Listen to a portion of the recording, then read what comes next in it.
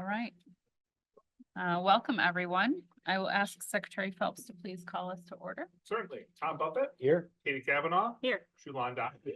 Here. Mary Jabara. Here. Melanie Lynn. Here. Jamie Taylor, I believe, is absent, and I am here. Okay, we have 6 present tonight. Welcome, everyone, to this regular meeting of the Okemos Board of Education held in public for the purpose of conducting the business of the school board. There are 2 opportunities for public comment tonight. Citizens who wish to address agenda or non-agenda items will have an opportunity at the beginning of the meeting as well as near the end of the meeting. In-person individuals who wish to address the board must complete a blue form located with the agendas near the room entrance and present it to the board secretary prior to the start of the agenda item. Virtual participants must submit their name and address in a message through the chat box located in Zoom's meetings controls prior to the start of the agenda item.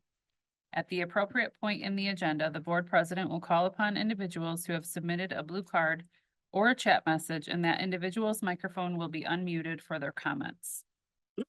First up tonight, we have some special recognition for our board member appreciation. We would like to pay tribute to longstanding board member Melanie Lynn. And we would also like to thank and pay tribute to our other board member, Jamie Taylor, who's also finishing up her term but could not be here tonight. And show our thanks and gratitude for their dedication and service to the Okemos Board of Education. We do have a proclamation. Yes, we do. And we have a few things for board member Lynn. Do you wanna, how about if we do? So, yeah, let's go up. Yeah. there. I'm gonna call you up to the. Oh, boy. Oh, goodness. You're trying to make me emotional before this meeting, right? Oh, okay.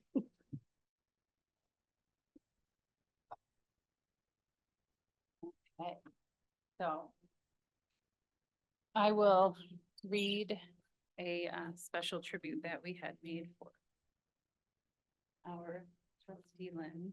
It says, in recognition of Melanie C. Lynn on the occasion of her retirement from the Okemos School Board. It does. Let it be known that it is with great pride and admiration that we commemorate Melanie C. Lynn upon the occasion of her retirement from the Okemos Public Schools Board of Education. It is a privilege to present this tribute in recognition of more than a decade of exemplary service to our students and community. Melanie has served on the Board of Education since 2010. During her tenure, she has been a guiding force for the board. She has served during the lows, having to close schools and reconfigure buildings, and the highs, the recent groundbreaking of a new middle school. Her steady leadership helped Okemos navigate COVID-19, the school mascot change, and several other bond initiatives. Melanie helped create the district's first DEI plan, and she was an active member and has been of the Diversity, Equity, and Inclusion Advisory Coalition. She has continually led with student-centered focus and has always been a strong community advocate. Her deep knowledge of process and policy has been invaluable to the board. In special tribute, therefore, this document is signed and dedicated to commending Melanie C. Lynn for her dedication to the Okemos Public Schools. She has worked tremendously hard on behalf of the students and staff and has made an immeasurable positive impact on our community. It is an honor to present Melanie with this tribute, and we sincerely thank her and wish her the best moving forward. And it is signed by 3 of our state representatives. Thank you.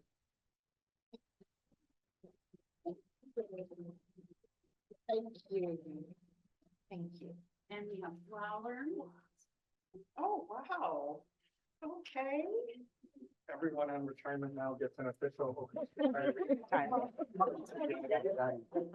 Oh, Retiree, so we'll look at these. Thank you, And then thank you. not signed by state representatives, but a proclamation. Certificate of achievement of Melanie's service to the school board from the superintendent. and board president. Oh, thank you so much. Thank you. No, and I know that my fellow board members are going to say, oh my goodness, you're not going to talk. No, I'm not going to talk, but thank you. Oh. We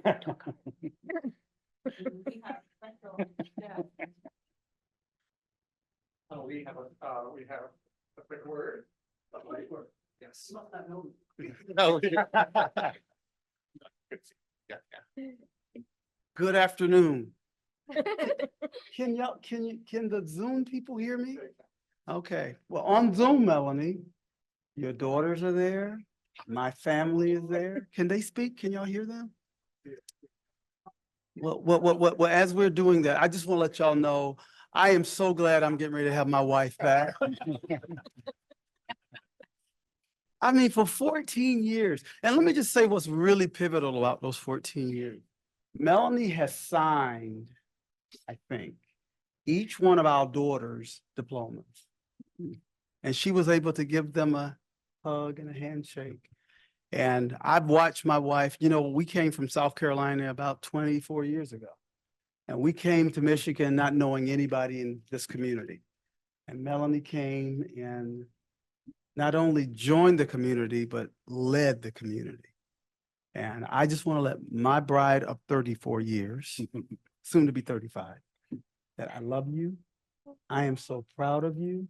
And you've made a huge example, not only for our daughters, but our 3 daughters who all came and went to Okemos, but a lot of other young ladies in this community that have looked at this woman and saw brilliant, solid leadership. And I know y'all have heard this before, so let me be clear.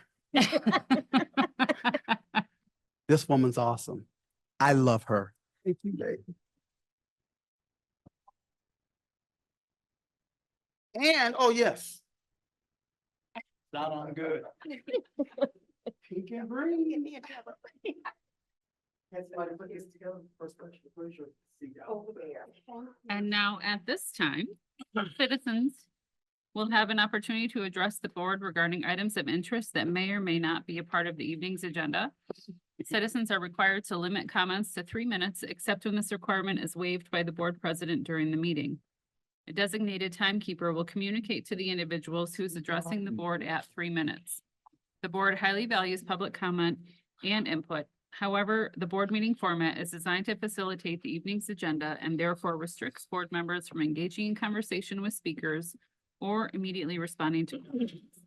Questions and concerns may be addressed by the board later in the agenda and may be assigned for follow-up by the board or superintendent at a later date. And I know we don't have anybody else in person, but we do have some online commenters.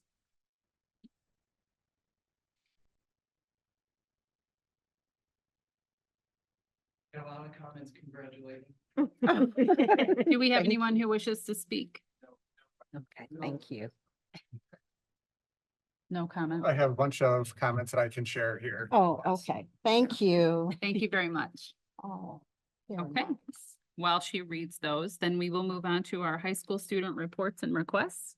I'll turn it over to you guys. Hi, I'm James.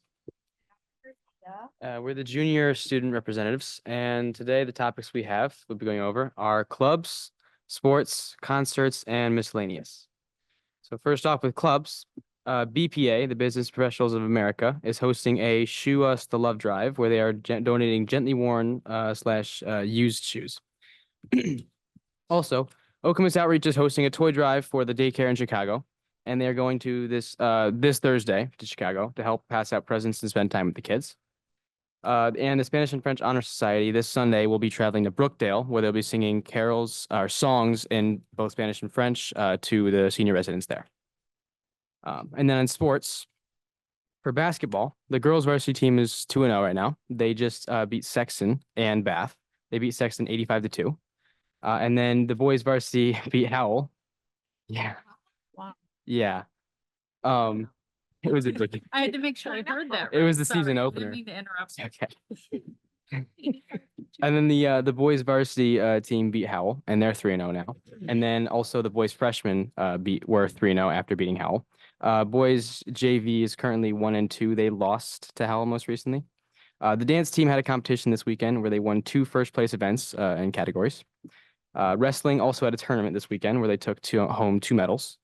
And then the Okemos boys ice hockey varsity won against Traverse City Central 3-2 this Saturday. And then for concerts, there's a winter assembly on the 20th of December. It's like a double third hour, and during that, the orchestra, band, and choir will all be playing. And then also the OHS orchestra has a concert on Wednesday, December 18th, and OHS band has a concert on Thursday, December 19th. Now for miscellaneous items, we have winter break, which is December 23rd to January 3rd, and finals week is 1 week right after winter break. And toddler day, which is December 13th, and this is where child development brings like toddlers in, which is like people that are babysitting or siblings, just like really baby kids that are under the age of like 5. And basically what they do is hands-on experience, and this allows like students in child development to actually observe and like interact with the kids and reinforce what they're learning into the classroom into like a reality situation. BPA is Business Professionals America, and on Friday, December 13th, they're going to a competition in Grand Rapids. The Care Closet, which is basically a closet at Okemos High School where you have necessities for people that don't have the money to buy it. You can get it at Okemos High School. And they just had a drive for it, which was really successful. After the passing of Auden and Mr. Finnemore, everybody's been supporting each other at school, and the vibes have definitely gotten a lot better since then. And our OHS Fun Squad at school are hosting a door decorating contest to lift up the spirits before our winter break. And that's it for us. Do you guys have any questions? Do you know when the shoe drive goes to? Is Is it through this week? Yes, Any other questions? No? Thank you so much for being here. thank you for having us. You can stay or go whenever you like. Next up, we have superintendent reports and requests. Welcome back, Superintendent Hood. Why, thank you. It's great to see all our trustees in our community again. Wanted to start off with just expressing some gratitude to Assistant Superintendent Stacy Bailey for sitting in this seat and running the district for the little over a month that I was gone.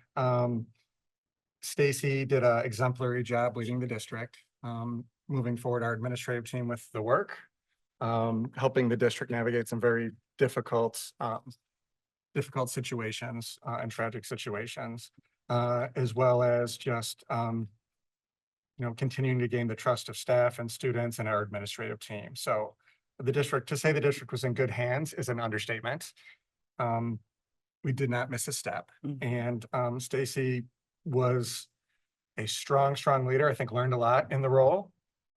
And had the opportunity to shine and show others what's at her core, which I know this board has seen, but the outstanding leadership skills that she demonstrates. So thank you. Definitely. Thank you, Definitely. Stacy. I do want to take a moment to just talk briefly about that 85-2 score that we mentioned. I want to let you know I am in touch with the Lansing superintendent and athletic director, as well as our athletic director and the coaches, to talk about how do we handle a game when a game that's supposed to be competitive is not? And are we putting forth the right approach on both sides of that experience to make sure that we're reflecting the values we have as a district, but also knowing it's a competitive experience. So that score in itself brings to mind some real reflections that we're having with our AD and our coaching staff. And we know what it's been like to be on the other end of those scores in terms of some of our other sports programs. So when you walk away from an 85-2 win, no one feels good about that experience. So to the trustees, to Lansing, and to our leadership team, we're going to do some reflecting, talking with the coach, perhaps students, but really the administrative teams talking to each other to figure out how we can improve that experience for all moving forward, knowing it's a competitive event still. Can I just share something? Yes. So last year with another, I think it was Everett High School, Yep. there was a similar kind of score. And this year, learning from that, AD Hins and the Lansing AD, who I don't know, with coach involvement, Yes. kind of worked out a different schedule Exactly. to make it more competitive. Yep. So I just want to kind of give a shout out to Coach Hins for being proactive Yes. and kind of creating some competitive.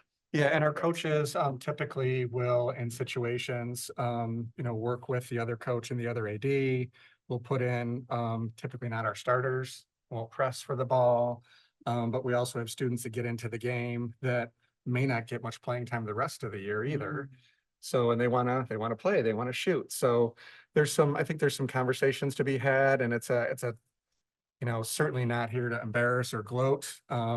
And we want a good experience for all kids. Knowing it is competitive, and there is, I think, some responsibility on each side of that ball with the coaching to talk about how we approach those experiences so they can be, I guess, more positive for everyone. I would like to bring out from the back to peek really quickly, our new kind of Wizard of Oz behind the scenes there on Mr. Nathan Brown. Nathan has been appointed our digital communications specialist. And he'll come out to the microphone just here in a moment. Nate has over 8 years of experience with graphic design, video editing, photography, animation, and public design. Earned his BFA in media design through U of M and helped teach courses. Prior to this position, he was a creative designer at Baker College for 5 years. And really, when he was there, developed his skills and gained plenty of experience in higher ed. Nathan's been on the job for 1 week exactly. Right?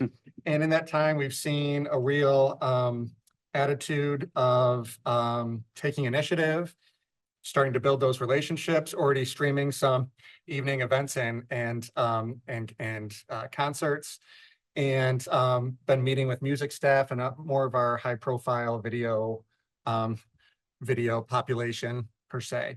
Nate has some great ideas about future projects and a vision to be working on. So we're really thrilled to welcome Nathan Brown here, and I wanted our board members and community to be able to say hello to Nathan. Nathan, anything you would like to say? No, I'm just excited to be working with you guys. We got plenty of great projects coming in the future, and everybody that I've met so far has been wonderful. So thank you.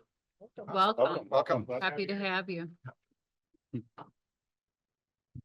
And then just finally, I don't have a long superintendent's report tonight because I'm getting back with the works of things, but just gratitude to our Board of Education and our trustees. Just like a classroom or an organization changes every time you bring a new employee in, this is the last time we'll sit with this board together as its entity. And I just want to say, we can't take for granted the amazing leadership and the rudder that provides to the direction of the district.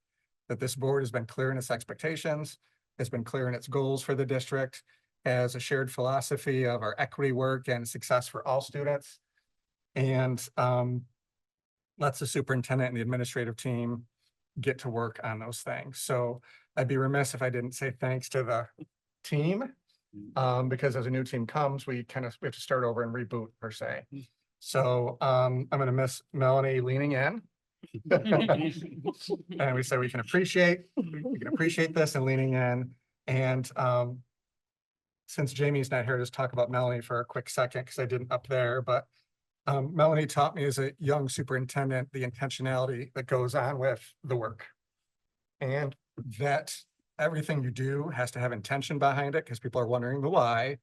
And the people out there don't know what our day-to-day is, so we need to tell them our story. A constant advocate for equity and change, a constant advocate for reflection on how I can grow as a leader, how the board can grow in its leadership, and then trying to keep me up into the 30,000-foot view and not bringing the board unintentionally down into the weeds, which I've done at times. So that intentionality, that example, does not go unnoticed and makes a big difference on who's sitting in this seat, because you're all my bosses and you all teach me how to lead from your various perspectives and roles, but then also have hired me to do a job and make sure you're clear with what my job is and what your job is as trustees. So that intentionality, Melanie, is not lost on me in every meeting. trying to predict what people need to hear us say because we can't assume that they know. So I just want to thank you personally and professionally on behalf of the district for your leadership. You will be missed. Thank you. Thank you. And with that, I'll turn it back to. Okay. Up next, we have board reports and requests. And we have not received any correspondence since our last meeting, so I don't have anything to acknowledge. I will open it up to any board member that has anything they would like to report or any requests they'd like to make at this time. Anybody else? Start? You'll start? If you don't mind. I've already forgotten what day it is, what Advocacy. last week, yes, Yes. that's where I was going. So, advocacy committee, Jamie and I went to, the House Education Committee had a hearing on several bills, including, the package that would create unified, language for our first responders. So we went and made public comment for that, and those both passed out of the House or out of the committee and will go for a full vote. I think those had wide support, so that was great. And we are also working on supporting the dark Stores. dark stores, Mhm. dark box stores, Box stores, yeah. dark box stores bill, which is a way of getting more tax dollars for schools, for communities, and we would benefit quite a bit. So we're supporting that, and hopefully we'll make a comment that can be entered into the record for the committee hearing. Is there anything else on that? John? May I elaborate? Yeah, A little bit, 'cause you're being a little too gracious in what you said. I mean, you aren't bragging enough about what you guys did. So I did.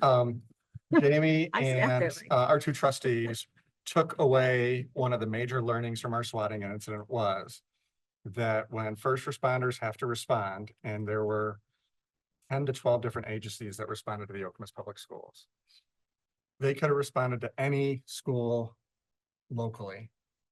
Every school locally has different plans, different terminology for what we call lockdowns, for how we access buildings, and that makes it inherently ineffective and unsafe. If our first responders knew that lockdown meant this in every district across Michigan, and that terminology was the same, it's going to increase the efficiency and effectiveness of the response to any district by any agency. So that was their advocacy, and for that, I am very, very grateful. Yes, well, and thank you for all the work you have done on that. Yes, So I think, I don't think people quite realized why it was necessary until you hear the reasoning, and then it Yeah. makes. was Perfect one sense. of the biggest lessons learned from us with those agencies was Mhm. let's promote that change here Yep. and statewide. And then the Very dark good. stores is legislation to close a loophole that allows businesses to have a lower tax rate after a store's been vacant or reassessed at a much lower rate. So school districts are trying to support making sure that that loophole gets addressed because we lose out on revenues, and so does the township, quite Mhm. frankly. So we've been reaching out to our partners at Vernon Township to see what their thoughts are on this. I spoke to one trustee who was in support of our work to do this because the township loses tax revenues on it as well. So so we'll get some talking points to help with the advocacy committee on that. So thank you for that Great. work. Yeah. I had a couple of other things. Can I ask now, or do you want to? First of all, we got some grant money for the safe water. Oh God, what is it actually called? Filter first. Filter First. Yeah. I saw that we got some grant money, but did we also receive other funding from that in the past, or was that our only? So we received, I think it was around $90,000 from Filter First, something around there. We just found out, I think last Friday. I can get you the exact Yeah, it number. was something like that. The other money was not from a grant. We had it written into the Into state the budget Okay. I couldn't to remember for reimburse sure. us for the environmental testing. So that was advocacy efforts by Right. our central office, Liz, Shannon, Stacy, Brian, and I to try to have some of our local reps advocate for us in the actual school code for the Mhm. year. So that was written in to reimburse us. Yeah. Thought so, but I couldn't quite Yep. remember. And then I have one other thing. As we're coming up to finals, and we've talked about this before, about having finals before break, so our students have an actual rest. Have we gone any more with that, or spoken to our principal at the high school? We have, and I don't remember, I'd have to get a response. I think he surveyed them last year and I'd have to get a response from him on what that was. So let me loop back to you on that. Okay, I know they talked about it as a staff and talked about it with students, but it's been a year, so let Yeah. me look into that. it'd be great to if we could do something, Yep. could do it instead of us just talking about it Yep. at finals time every year. Trustee Doxy. Yes, just a follow-up on Superintendent Hood's comment about the reflection with the athletic director. At some point, it would be helpful to have some type of presentation at the board around like our sports program, our athletic program.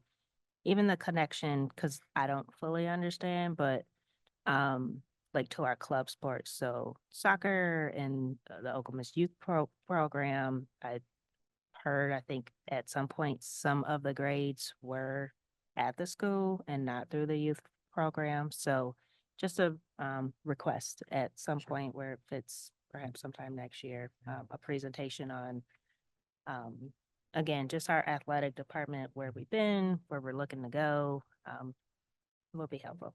And I think that fits into, yeah, if you want to comment on Yeah, that. so part of our board operating procedures has as a requirement that the superintendent provide us with a yearly update in terms of athletics, club sports, et cetera. That's part of that. Extracurricular activities, yeah, and it's more than that, Yeah. but we still have yet to figure out how that is gonna be presented and what that report looks like. That would That's, fit perfectly in. but that would fit perfectly in there, right? And that's a discussion we're gonna have in the new year. But, yep. Thank you. Just really quick. Yeah. That reminded me, I wanted the community to be aware, just as we're talking about athletics, just so everyone knows there's, the Okemos Athletic Boosters have kind of really gotten going again this year, done a lot of really good work. Just last week, we all remember, we approved that, $40,000 for the weights that they raised for that. But they're having a gala, so it'll be a first annual gala. It's on February 7th. So there's only 150 tickets sold, and I think they're almost out. So February 7th. if you're interested in going, check out their website. You can buy tickets. Robin Freilich, Okemos graduate, current MSU women's basketball coach, will be attending. So if you come, make sure you bring your wallet, because they'll be happy to take all the take all kinds of stuff, because I know they're going to have a silent auction and all kinds of fun things there. So just wanted to inform the board and community of that. Do you know where we look for tickets if we're interested in? OkemosAthleticBoosters.com/gala. Okay. And it's open bar and food and heavy hors d'oeuvres, and it'd be a fun thing. Thank you. Trustee Buffett. Yes, so it was probably 6 weeks ago now that acting superintendent Bailey and I went to the ISOC meeting. And that meeting was devoted to touring the Wilson Talent Center, which that was my first time. Was that your first time also? Yeah. And it was just fantastic to see students learning in modalities that made sense to them and practical, hands-on. One of the things I just wanted to share with the board and the community is that our 5-year average of the number of students participating in any program at Wilson Talent Center is 45. 5 years ago, it was 27, and it's grown every year. And the current year it's 64. So we have a lot of students who are doing great stuff down there. That's wonderful. Anyone else? And policy committee does have a meeting scheduled. I think we scheduled it for next Monday. So we're hoping to bring some more policies to you soon. Almost to the finish line. Almost. Yes, I mean, these other ones are just quick, but yes, Yeah, there's like just several a of them. word change here or there. Great. Great. Up next, we have the action items. Within action items, there is a consent agenda. Is it the will of any board member to remove any of those items before we proceed? Seeing none, then I will ask for a motion to approve the consent agenda. I move that the board approve items 1 through 3 for immediate implementation and appropriate action. Item 1, approval of the minutes of the regular meeting of November 25th, 2024. Item 2, approval of the minutes of the executive session meeting of November 2024.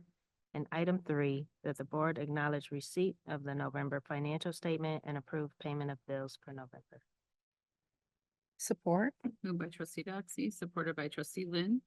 All those in favor respond by saying aye. Those opposed, nay. And the motion passes. Up next, we have a quinoa furniture purchase. Can I have a motion, please? I move that the board award the purchase of furniture for Kinawa to VS America in an amount not to exceed $1,894,133.79 to be funded through the 2022 bond. Support.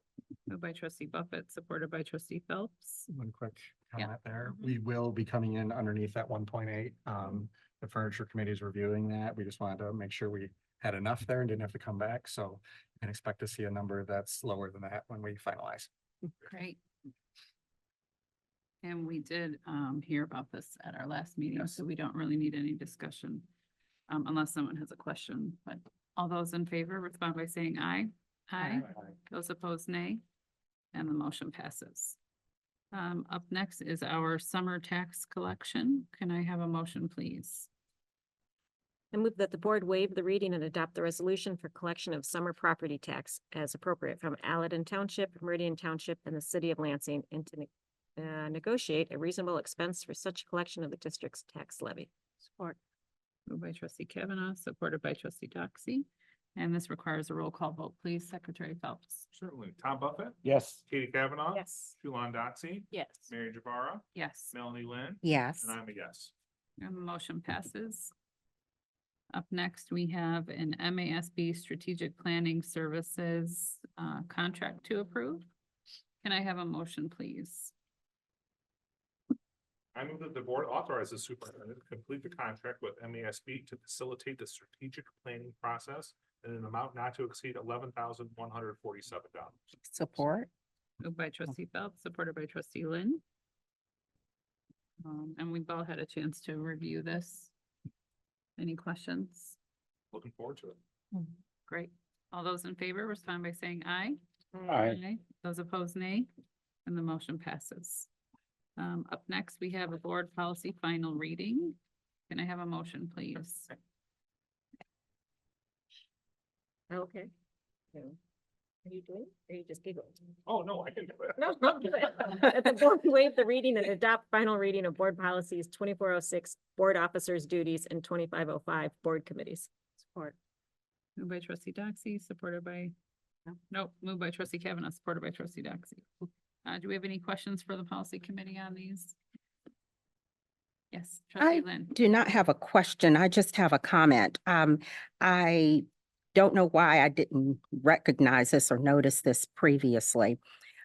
In section B, where we identify the committees. Oh, I'm sorry, 2505. Thank you. For 2505, the board committees, we identify advocacy in this order: advocacy, executive, and policy. And my only comment would be that our committees, well, it may be helpful to identify executive, policy, and then advocacy in the order of the significance of the committee from just a policy read standpoint. That would just be my observation. It's editorial at most. Take that to the policy committee. Yeah. I have no objection. Yeah. I mean, it doesn't change the substance doesn't. of I the. think- Right, Yeah. right. Since it's typographical, I think we can, if the. We could still if approve it. trustees are in Mhm, agreement. mhm. Yes. Okay. All those in favor respond by saying aye. Aye. Those opposed, nay. And the motion passes and those edits can be made. Up next, we have board operating procedures. Can I have a motion, please? I move that the board waive the reading and adopt the board operating procedures. Support. Oh. No, cool. Moved by trustee Phelps, supported by trustee Lynn. Does anyone have any last minute questions before we finally approve our operating procedures? I would just like to thank the board for their thoughtful feedback they provided on earlier drafts. The spirit with which all of that was kind of handled was just really refreshing, collaborative, and kind of lives out our mission in a really important way to me. So thank you. Yes, thank you. Those of you who. worked on it. Definitely That for was- your leadership, That was a both lot. of you. Mhm.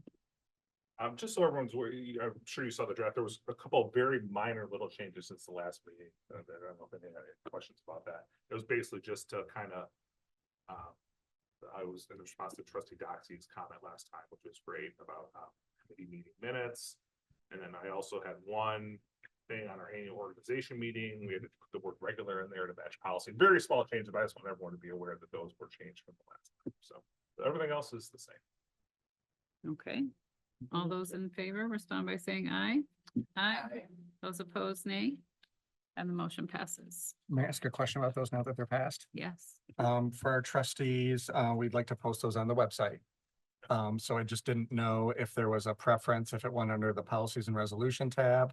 We could do policies, resolution and operating procedures tab and add them in there, or if you had another wish. So since that being your page, we can, That seems Start there and- natural. Yeah. okay, I'll start there with our folks and we can share it out next time. And if you think it belongs somewhere else, we'll put it there.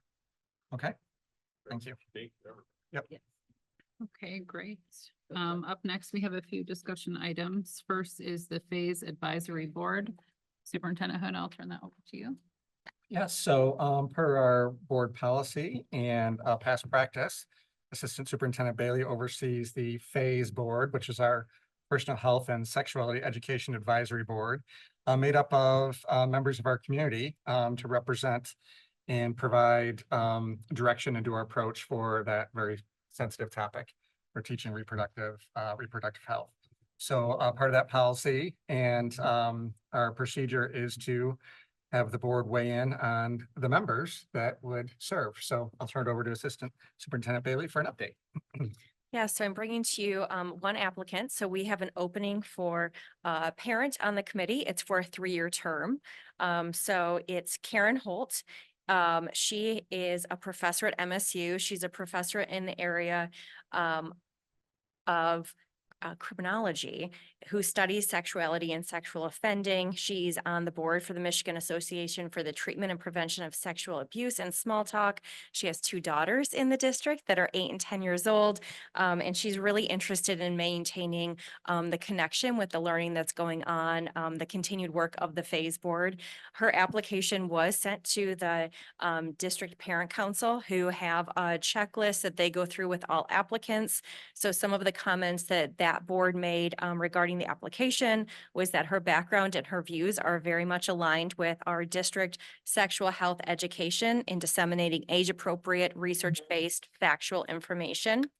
And she also emphasized that mental health is an important part of health education. She is a professor with 2 daughters in the district. And just her background and her knowledge base would be an asset to the continued committee. So on a rating, they rate 1 to 5, with 5 being the strongest support. Our district parent council gave her a 5 with it. So I bring this forward to you because this is a pretty extensive check that we do. When they're on the board, they're there for 3 years. We meet about 4 to 5 times a year.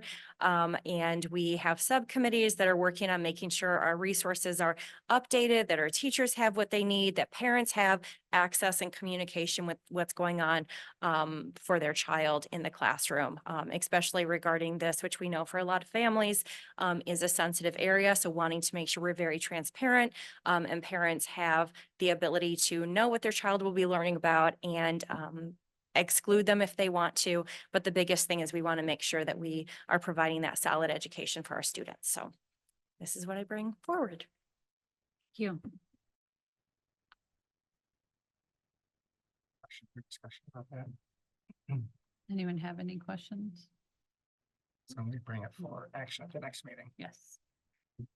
Okay, we're just moving right along. Up next, we have a 2024-2025 budget revision. We'll hear from Executive Director Lentz.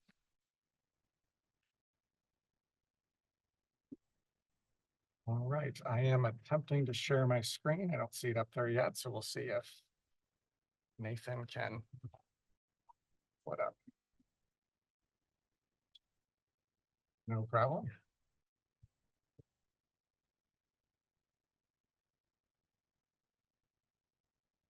There we go.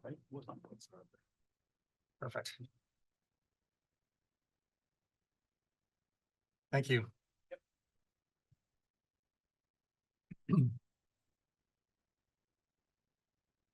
Right.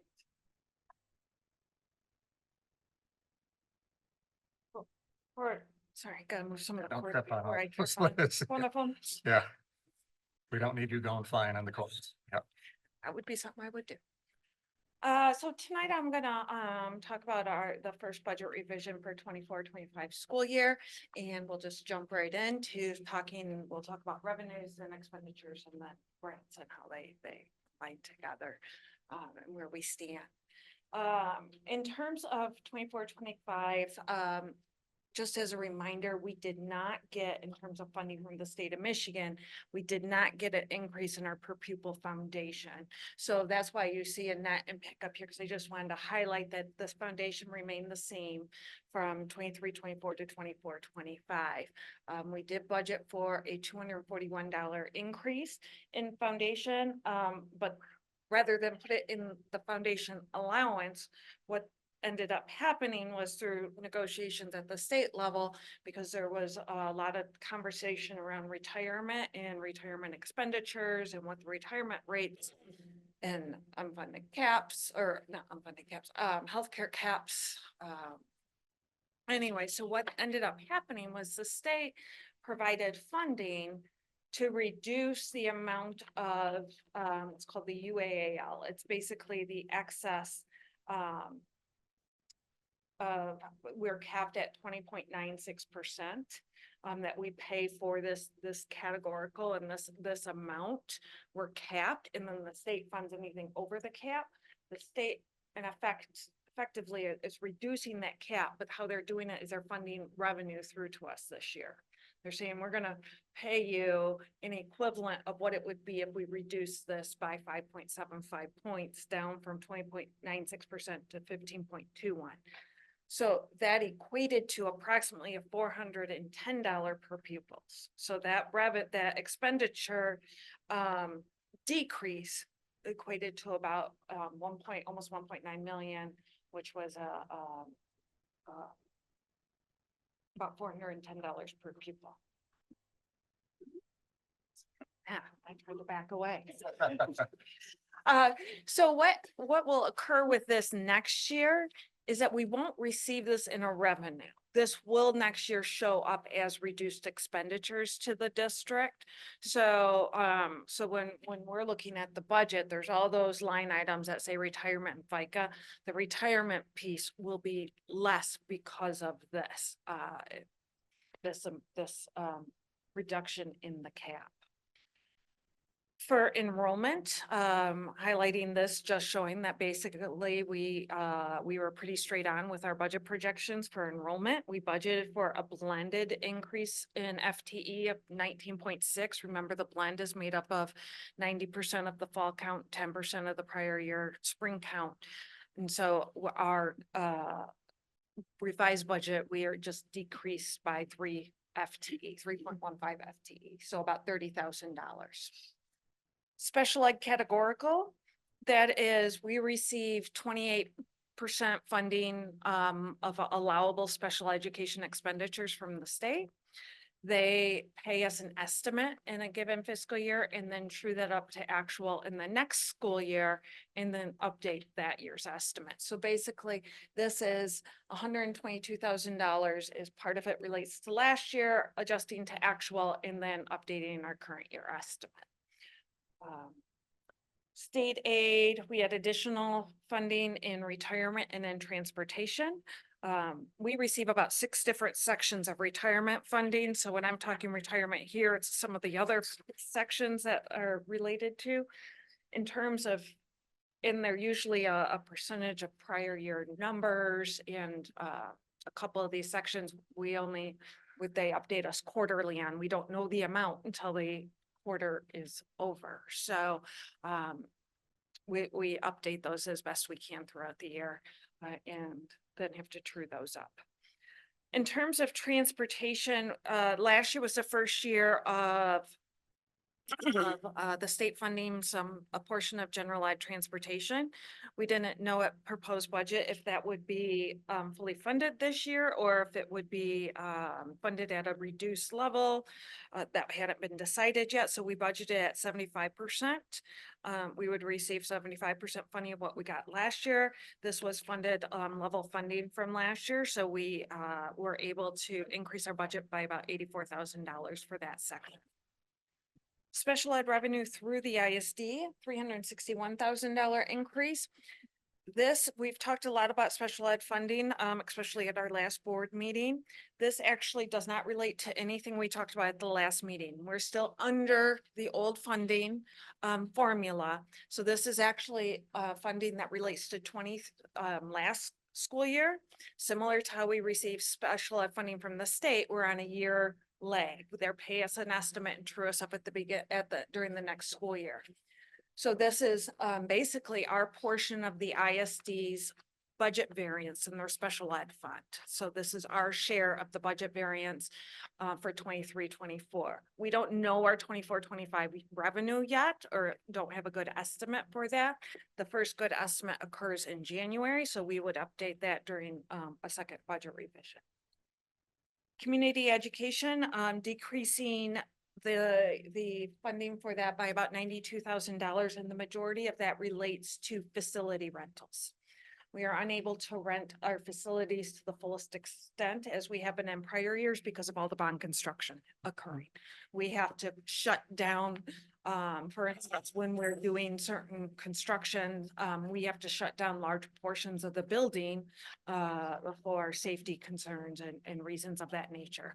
So we will be seeing a reduced revenue in this line item in this area as we're going through various stages of construction, but we'll update that, you know, when things come back online and, you know, other areas go off. But when Chippewa comes back online, you know, we should see that increase because Cornell will go off and we don't rent that as much as we would do Chippewa. So we'll adjust it, we'll review it, adjust it as we move through this process.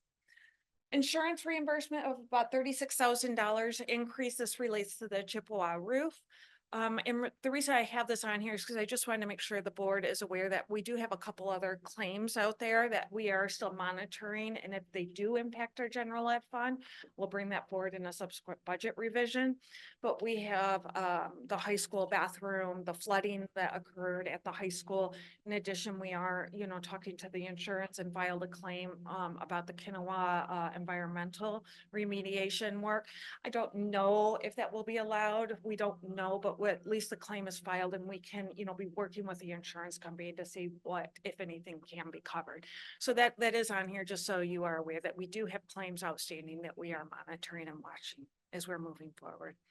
And then other is just several other various minor sections that weren't significant in nature, any one of them. So a total revenue increase for these operational type expenses or revenues of almost $1.5 million. Now, in terms of expenditures, we have we've adjusted salaries, salary budget, salary and benefit budgets for just truing up costs to, you know, for staff that have left the district. We knew retirements and we make some budget assumptions for staff retiring, teachers retiring. But this is truing it up to actual. So once somebody is hired in, then we, you know, where were they compared to those estimates? And we make adjustments for that. In addition, we have staff that have resigned at some point between, you know, last year and this year, and we make adjustments for those. So that was a $265,000 positive variance for the district.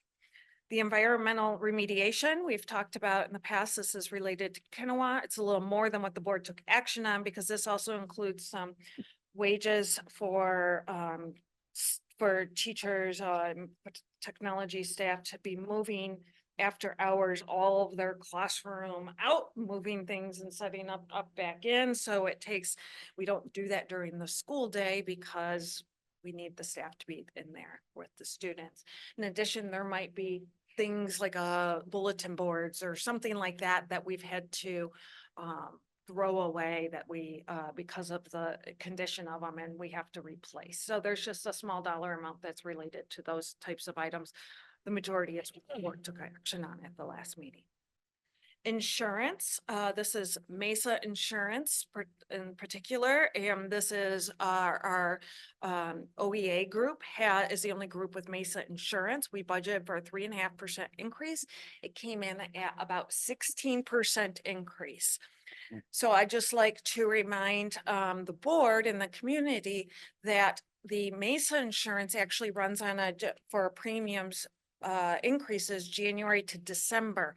So this $225,000 only represents 6 months of increases. So we are, we pay 6 months of last year's rates, 6 months of the 2025 rates, and that is the blend for this year. So the 25-26 budget would include the additional half of this plus whatever the 2026 rates are. Again, we don't know this at the time of proposed budgets because they don't come out until about the September, October timeframe. Increase in staff FTE of about 2.17 at Bennett Woods in Kinawa. Kinawa and Bennett Woods, I'm sorry, added sections this year because of numbers and contractual obligations with their sections. So we added 2 staff members there. We had one less parapro at Chippewa, and then just some smaller pieces of staffing to equate to manage the sometimes we have to have a teacher go over and teach 6 sections instead of 5 because of how many students are signed up for those sections. So that's what that relates to. It's about $111,000 increase in the budget. Nurses, we had been previously funded through COVID related grants. That there was a lot of conversation that there was another COVID grant or another grant. I'm not sure how they were going to fund it through, that was going to be available for schools for this year. That did not come to fruition. So we looked at our nursing and are moving forward with 1.5 nurses this year. So we have nursing coverage. If we did not move forward with that, we would not have nurses in the district at all at that point. So 1.5 nurses was added to the budget. We have a portion of their costs covered in COVID related grants because those grants expired in September. So the total cost is actually $192,000, and there's 3 months of cost being covered from grants for the rest of it for this year. Next year, it'd be fully out of the general fund. Contracted staff, this is our subs and our classroom aides. Per contractual limits, we have times in which we have to add aides in a classroom. If kindergarten, for instance, is over so many students, the staff member is entitled to an aide. So, and then, this relates to, I think it was about a $50,000 increase in contractual aides, as well as sub-related costs, and looking at what is our current year usage in terms of our substitute staff. So this is adjusting up to what current year usage appears to be. Community education increasing, this is really related to our contracted staff. So this is in alignment, this about $207,000 increase in budget cost. This is in alignment more with 23-24. We thought we were going to be able to do some shoring up of maybe some staff in the programs, and that hasn't played out the way we initially anticipated. So this is really looking at staffing in our child care programs and how much staff do we have in our child care programs. This is up a little bit even from last year. Operations and maintenance equipment. This is, we've talked in prior board meetings about needing additional vehicles. Our vehicles, actually not additional, but replacement vehicles. Our vehicles, we were spending a lot of money in repair costs, and it was just beyond the point of where we needed to, do you still continue to repair things, or at what point do you need to replace? And it is that time that we are looking at replacing. In addition, there is a new mower in this. that is being discussed for purchase in the spring for use in next summer. So it could be a place for next summer. We are working with the operations department to come up with a replacement plan for all of their large equipment type needs, so we can better plan for that before, you know, a fiscal year starts. We can have an annual plan for this moving forward. So that is what we are working with Director Lieber on for future budgeting. We are looking at a $60,000 increase in alternative programming for high school students. This is things like Michigan Virtual University that our students, the non-traditional programs, so where they're not in the seat in the classroom at the high school, where they're taking Michigan Virtual, which is online, or they're doing dual enrollment courses. And really a lot of this does relate to dual enrollment. We've seen quite an uptick in the number of students accessing that programming at the high school. Our insurance, not only our property and casualty insurance, but our workers' comp insurance have greatly increased this past year. So that was about a $98,000 increase, and we had some grants and they impact our general fund. So this was about a $47,000. So we didn't have grant money available to fund about $47,000 of operational costs that typically the staff would have come from operations. Then we had COVID grants, or we had some other grants, some title grants, things of that nature, which we had planned for them to be covered in grants, but they weren't able to be because of grant funding sources. So that was about 47,000. And then leases, we had additional leases because we had new copy machines, or leases for our copy machines, leases for our postage meters, and then just other items, which was about 115,000. So that was just over $2 million increase in expenditures. Next page we are going to is grants, and these are items, they're separated out because it's the same amount on our revenue. It's an increase or decrease to revenue with the offsetting increase or decrease to our expenses. So I just want to talk about the grant in general and what that grant is for. And this is what we've revised our budget for. The rate stabilization, $2.1 million. Again, this is where the state pays over the cap that I talked about earlier. They pay anything over 20.96% this year. And that amount, the amount that they have to fund was a lot less. So our revenues and our expenses are going down proportionately because of what the state is needing to expend or to fund for that cap.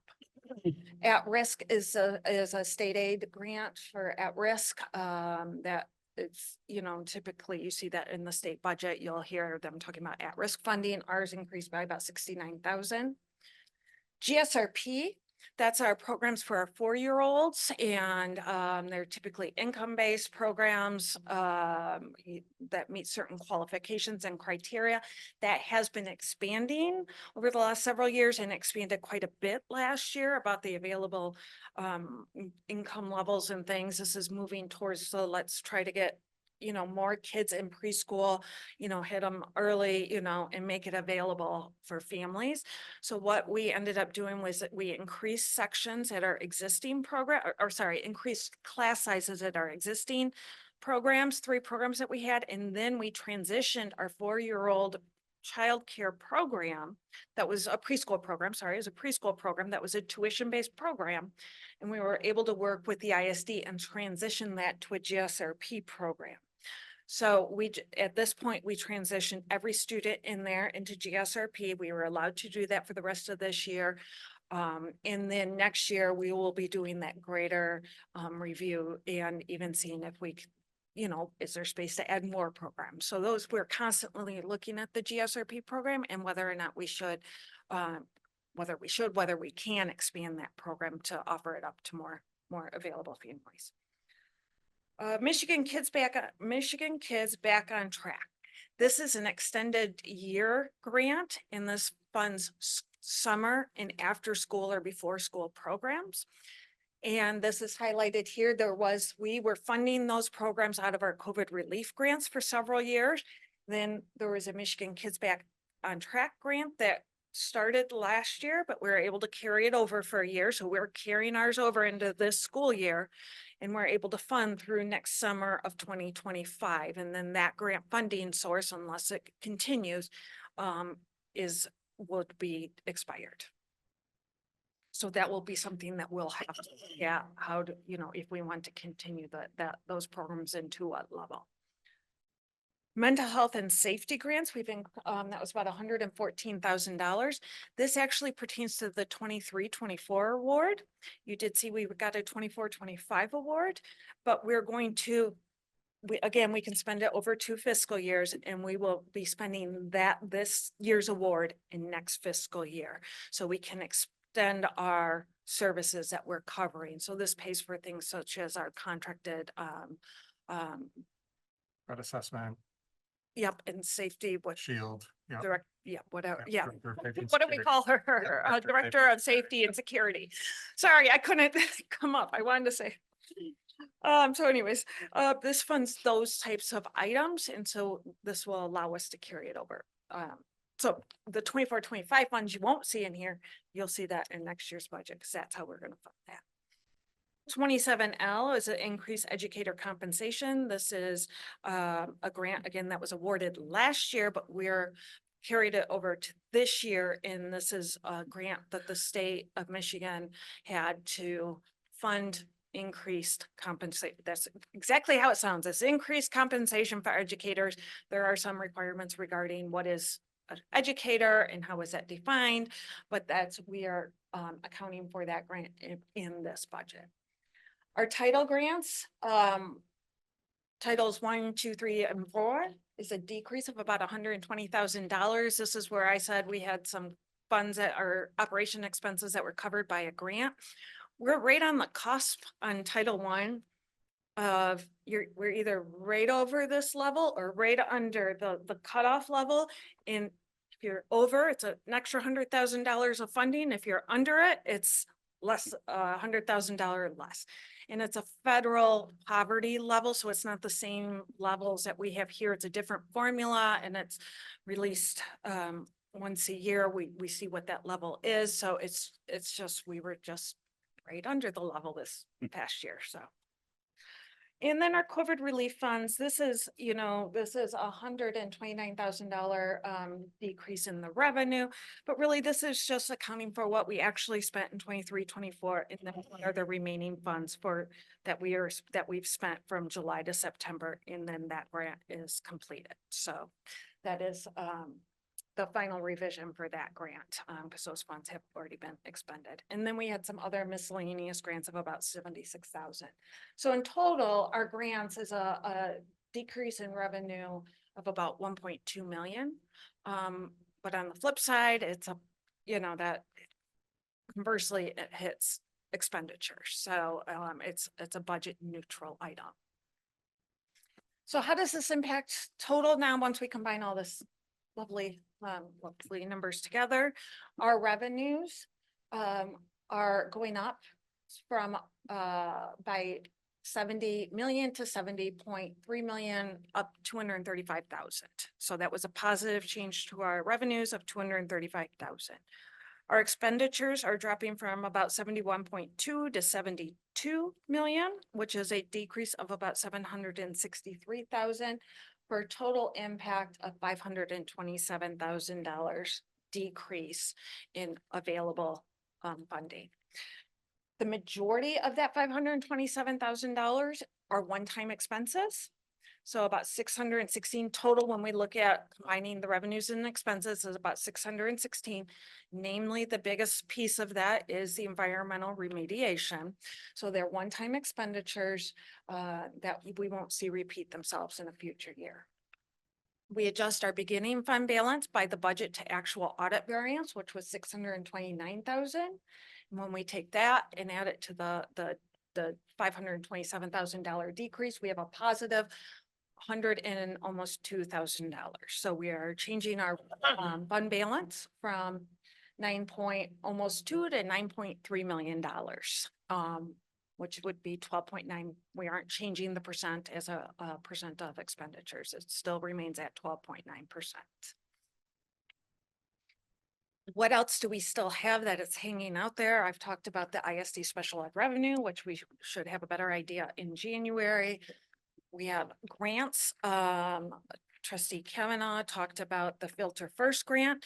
We just actually this morning received notice. They looked at our award for that state aid section and just emailed me this morning about it. So, some things that we haven't been able to take into account that we will be able to during a subsequent revision. There's environmental remediations. We want to closely look at that and monitor it and adjust from budget to actual if we can.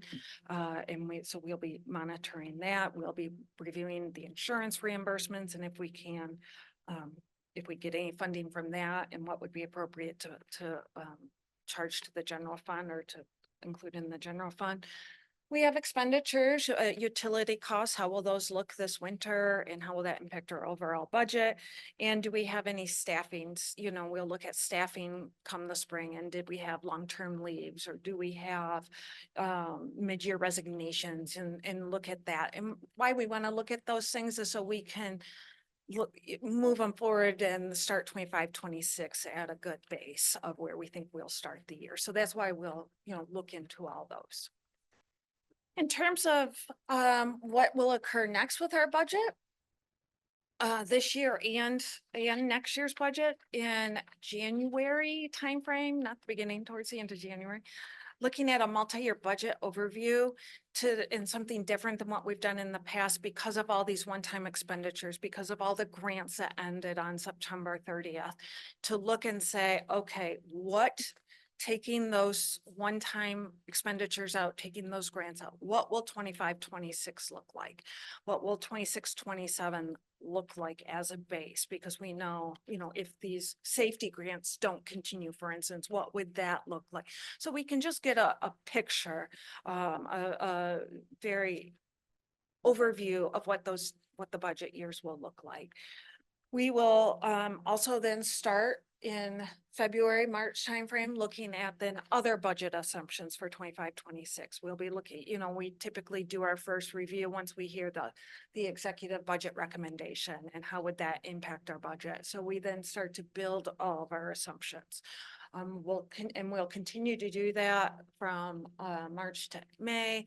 We'll look at a revised budget again for 24, 25 with any further budgets that are needed. We'll look at that in the May timeframe. And then bring a proposed budget for 25, 26 in June for information at the first board meeting in June and adoption at the last board meeting in June. In between there, this is just a very brief, very summary overview. There will be a lot of work that goes behind that. Are there any questions? I just one question. The shift to the unfunded actuarially accrued liability. I understand that was actually a net positive for us in terms of funds. But you said it was definitely going to be there for 25, 26.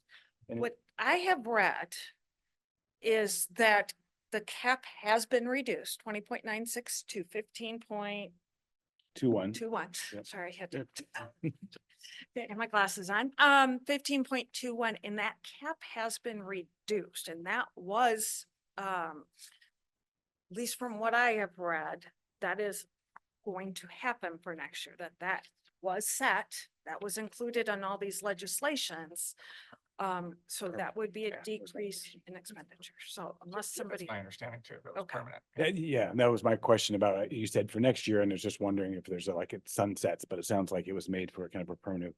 And then I can wait until the multi-year look at the budget, but I'm just really curious about your view on how that impacts our financing, not having a per pupil change. So Yeah. just a question. For the Yep, future. that will come out. Yeah.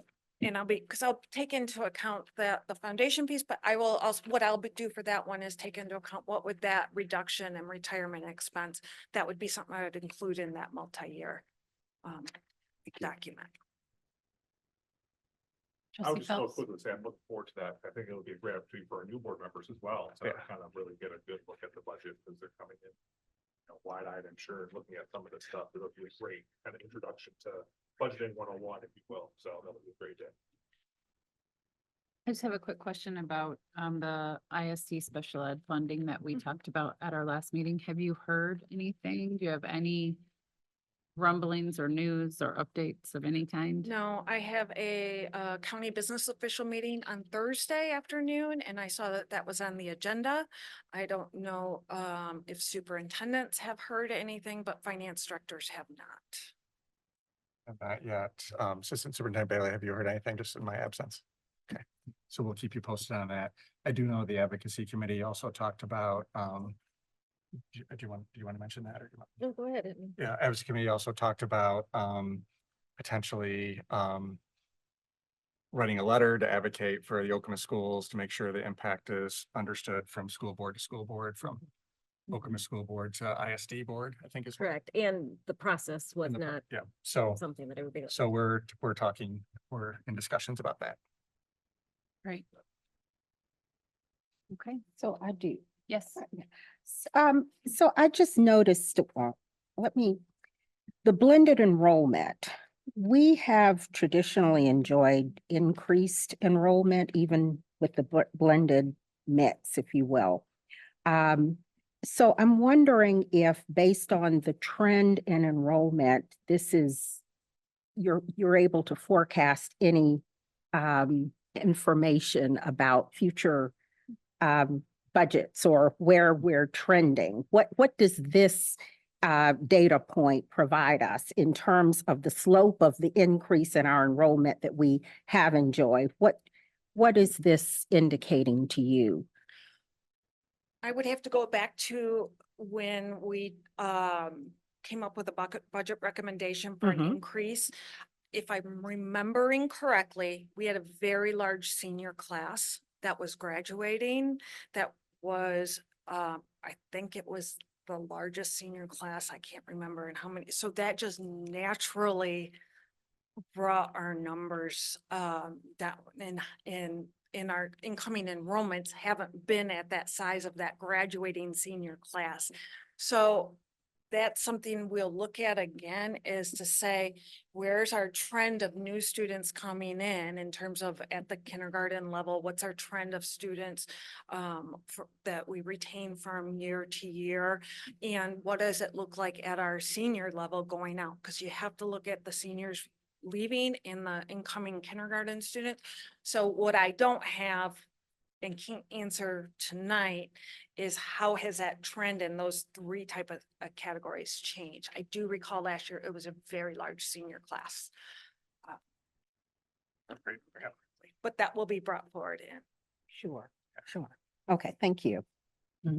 Real quick, just so I understand, that was a great question. We didn't lose 3 kids in the blend. It was -3 from our budget amount. Correct. So we actually gained kids. It was just 3 less than we expected. Because we budgeted to be up a little bit. Yeah. Right. Okay, I just want to make sure. yeah. Right, Yeah. but that trend helped, Lower, right, yeah, Absolutely, yes, yeah. yes, I just want to make sure I Mhm. understood. right, Right, Yes. because there have been years recent years where we've had 100. that we right, have gained. that's, Instead of- and that then has the helped year our where we had budget 40. significant, Yes. right. That's been a difference maker for us, honestly, yeah. Any other questions? Thank you, Director Lentz. Yeah, I just want to thank Director Lance, the amount of work that goes into keeping every one of these organized and correct and not forgetting any of the many moving parts is incredible. So thank you, Liz. And what I haven't Yes. forgotten. So they'll see, a board will see this to adopt the budget revision at the next meeting in January, Okay, great. official meeting, yeah.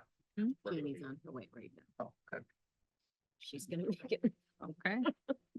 At this time in the meeting, citizens have an opportunity to address the board regarding any items of interest.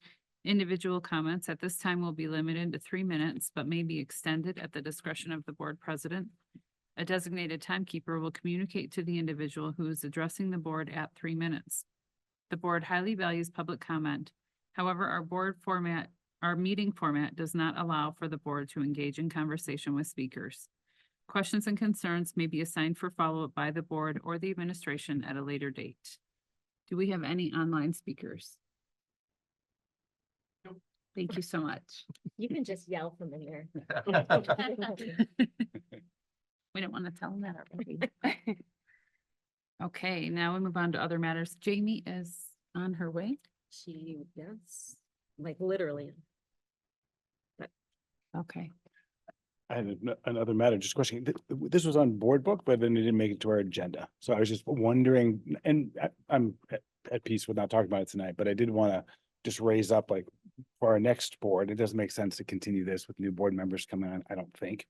I'd just like to adopt the habit of finishing what we start and kind of figuring that out as an entity. Because I think it's a great practice that we ground ourselves in good thinking that's like in this book, but I also want to kind of do that with integrity.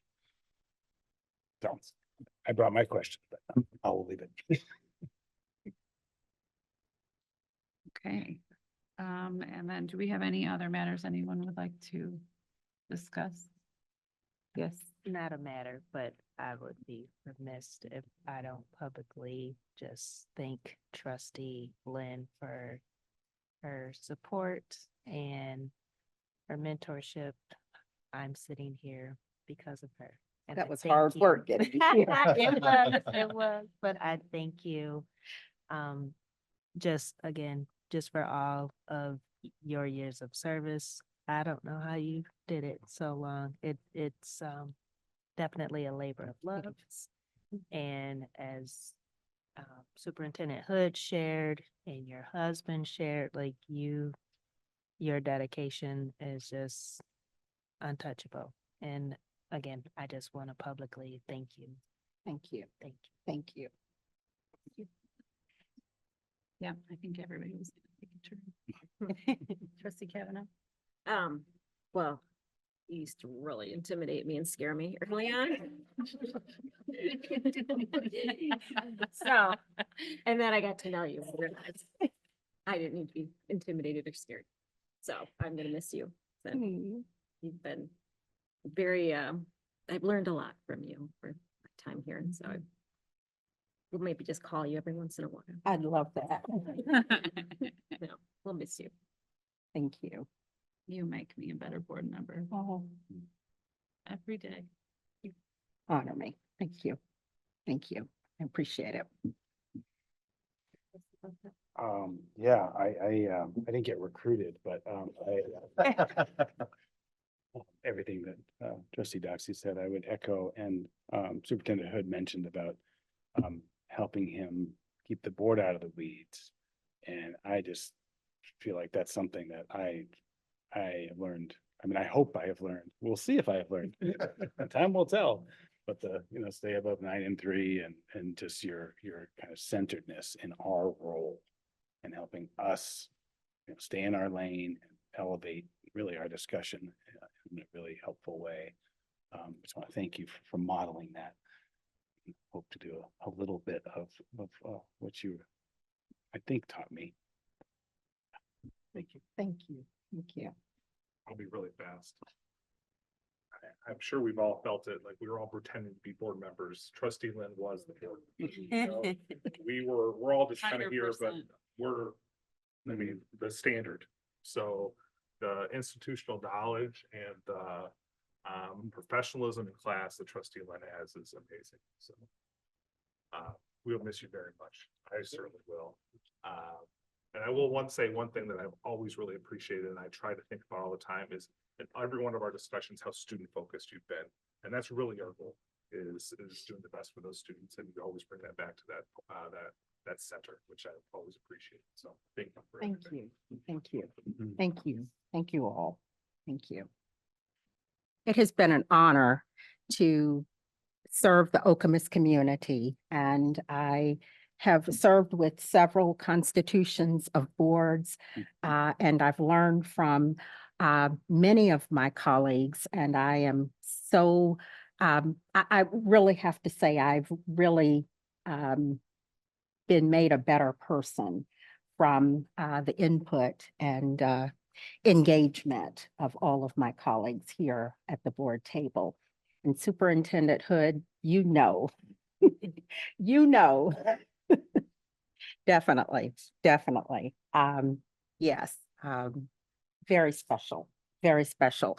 And to our administrative team, thank you so much for indulging me and allowing me to lean in and be who I am in, just honestly who I am, for receiving me and knowing the heart of the service and the inquiries and the leaning in. So I thank you for your professionalism, and I know that Okemos Public Schools is going to continue to thrive because of the leadership and professionalism of my colleagues. So thank you again. Thank you. And now I just want to add that trustee Jamie Taylor has been able to join us despite traveling this evening. Yes, I'm so sorry. So thank you for being here, though. We were so sad that it was your last meeting. We weren't going to get to see you. When I realized what happened, I was like, oh my goodness. But all for good reason. So I'm glad I could swing in here and be. Thank you. Well, we're very happy you're here. We're very thankful for the service that you have given to the board and the community over the last 4 years. It's Thank you. made a big difference. It's been a ride. It's been an amazing ride. Very hard at times, but with great hardships also. So with all of the hard times and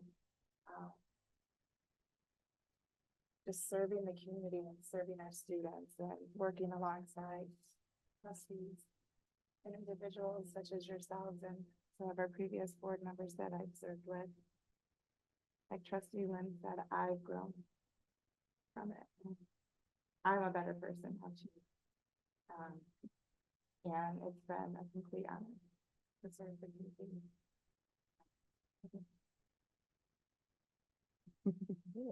I miss you, Jamie. I have to go to board hearing or committee hearings by myself. I know. Yes. Oh, thank you. Thank you. Appreciated everything you've done. I will say, I mean, I have to be very honest, it wasn't an easy decision. It was a decision that kept me up at night. It wasn't an easy decision, so. But it's also knowing that the district is in good hands does help make the decision a little easier, and I'm not quite right. We all know that I'm pretty good at the advocacy part, maybe, so you Yes. might see me at some hearings. Public comments. You might hear me at public comment. Yep. You haven't seen the last. of me. Well, we hope not. Yeah. Okay.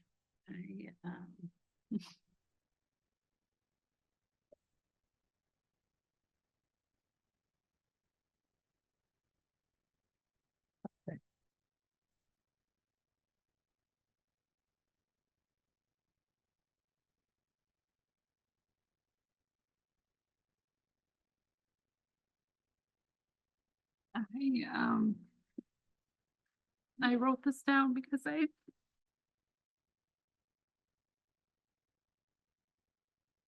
thought it would be easier.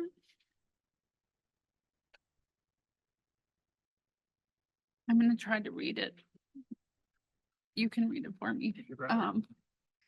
I'll try. Hi, I'm here now, waited till the end of the meeting, because it is with a heavy heart that I have to submit my resignation to the board today.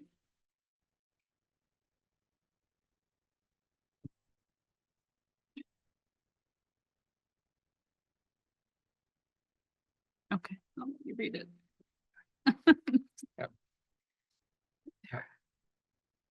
Effective Monday, December 9th, 2024, as I've accepted a new position working with a pilot project called Prevent to Protect with Michigan State University. This program is the first of its kind in the nation, is an adolescent targeted violence prevention project, which has the potential to positively impact what I believe to be the greatest epidemic of our children's generation, school shootings. My role will require me to potentially interact with Okemos families and students, The fidelity and integrity of this work is crucial to its efficacy, and removing any conflict is paramount to the success for students, families, and the district. We have accomplished so much together during my 6-year tenure. We survived the pandemic. We created and adopted a new mascot. We passed a $275 million bond that will impact our students and community for years to come. We implemented the Wolf Pack. We moved forward our equity work and so much more. I am so proud of Okemos. I want to assure you that the remaining board members are committed to maintaining a smooth transition and continuing to prioritize the best interests of our students and staff. The process to fill the vacant position is underway, and the district will keep you informed about the timelines for selecting a new board member. It is with a heart of gratitude that I thank you for allowing me to serve our wonderful community. I can honestly say that being a school board member has been one of the greatest roles I've had the privilege of holding. Our community means so much to me. Our children and their education and well-being are of the utmost priorities in my life, and that remains just in a new capacity. I wish you all a wonderful holiday season and a safe and healthy new year. Sincerely, Mary Javara. Thank you. Sorry, I didn't mean to be so emotional. No, now I have to go. But thank you. And yes, I'm not. I'll turn it over. I don't know what to do right now. To say, President Guevara, that, you just apologize for being emotional. And I feel like that's something that you've done for us, is kind of being an empathetic leader in a number of situations where, in my view, the story I have in my head is that you struck just the right tone in moments. And that'll be sorely missed. Thank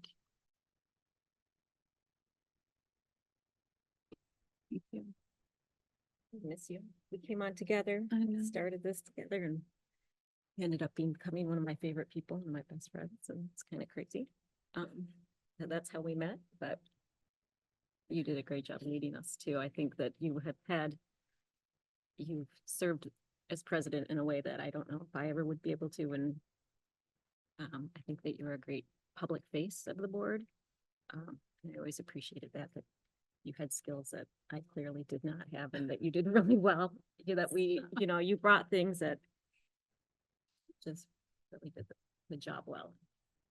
I'm gonna miss you. Thank you. I would just like to thank you for your leadership and mentorship. Community doesn't know, and trustees may not know, Mary and I, since she's the board president, I'm the superintendent, we interact quite a bit. So weekly phone calls, sessions to develop agendas. And Mary's very good at listening to me vent, but then also saying, John, you're done venting. Like, that wasn't good enough. You need to, she pushes me and gives me ideas and doesn't accept any excuses for quality work, keeping focused on what's good for kids, remotivating, letting me have my moment, and then okay, get on the horse again, here we go. And that's, superintendents, to be able to do that with one of your bosses is a pretty unique experience, and a great listener, but not only a listener, but she hears what you have to say. And it's helped grow me as a superintendent. And I know this is a very hard decision for you because you like to fulfill all the commitments you make.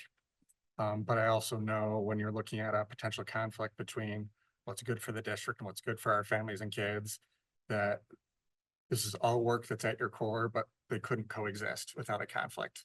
It would put the district in a rough spot, or our students and families in a rough spot. And that choice to serve not only our district, but a number of other districts in Ingham County, they're going to benefit from. Again, this is a unique program that we are so lucky to be in. I think you're going to continue to serve us in other ways. So thank you. I'm not going far. Yes. Thank you very much. So may I have the executive committee just talk about some next steps? Yes, so executive committee met this morning, as we do, and discussed how we're gonna go forward with this, and luckily we have our new operating procedure Yes. that Timely. lay it all out, very timely. So that, John, you'll be posting the vacancy Tomorrow. tomorrow. And then our timeline that we have come up with that I think the holidays are really, or the break is really kind of squishing it.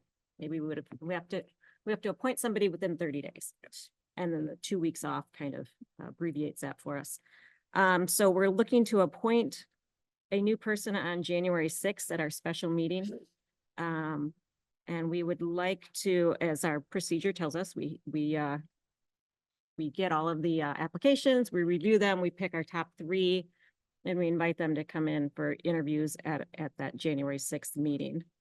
And so we are looking to post, like I said, tomorrow. Applications will be due on Tuesday, December 17th at noon. We'll get those by the end of the day, hopefully on next Tuesday, so we can review. And then we will choose our top 3. We're gonna have to do that at a meeting. So we were looking at December 19th, Thursday, December 19th at 6 for a special meeting, just so we can all talk and choose the top 3 that we want to bring in for interviews. And I know that's kind of short notice right before the break. And as a reminder, we only need 4 as a quorum. And if we So- don't hit that 30-day timeline, the ISD Yeah, gets no points. so we exactly. really need to hit that We need to timeline. hit that. And so January 9th is right around the corner. So we really need to do that before. So does that December 19th work for people?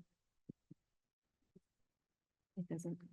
What time, are you We're thinking regular 6 time? o'clock. Oh, We can be flexible. But on yes. time. I mean, we understand this is short notice, so we're just trying to find a time before the holidays where we could get Mhm. together for a special meeting. to do this. It does need to be an open meeting It because needs the to be board an is open making a meeting, decision. correct. Yes. And we need to have at least 4 members to make it. Present, yeah. While trustees are checking their calendars, I'll explain a little bit of the communication plan that the executive team talked about. The letter that we read this evening will be sent out to our administrative team and then our teachers and staff, as well as our community email service.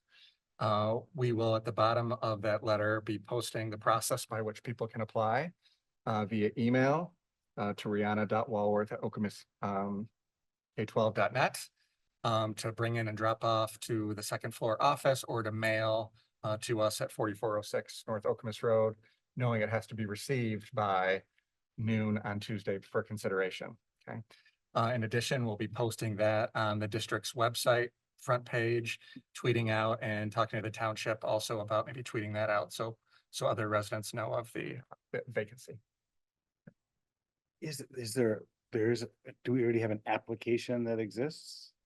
No, So it's the just a state- resume and a cover letter. That's it. Yep. And that'll be in your communication, obviously. And then for the interview questions, I think we're gonna try to have Rihanna solicit them from us. Yep. And then we can, executive committee, I think we'll have to choose the questions. And we, Actually, we have. The board, okay. yep, and we do have copies of questions from past vacancies that we filled that we can give to you as a library starting point.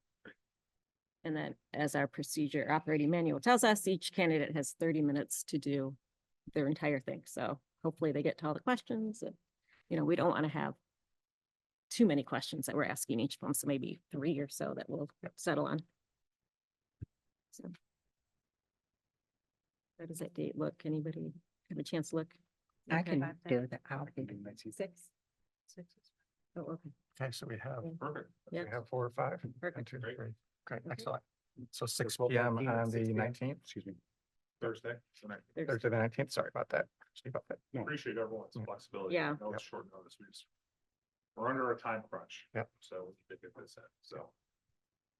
So that will be posted as a public board meeting. We were not expecting to televise that one. Mhm. Then the next meeting is also a special meeting on January 6th. Mhm. At that meeting, we were going to, first thing we're gonna do is have our new slate of trustees Sworn in. sworn in. Then we're gonna do a bond vote that we had to do to move up. And then we were gonna have interviews and appointment that night. Yep. So it'll all happen that night. That night, And then we'll swear that new person in and. because we have to hit before the January Before the 9th ninth. meeting. Yeah. Organizational meetings on the 13th. On so that's the 13th. First regular meeting. So then we'll have a full slate to participate in the organizational meeting. Okay. Oh, and just one thing on the 6th, we talked about moving it up to 6 PM, just because it's a long. Oh, meeting yes. we Expected, is that a problem with any trustees? January 6th, just to give us an extra hour. Is it good for you, Melanie?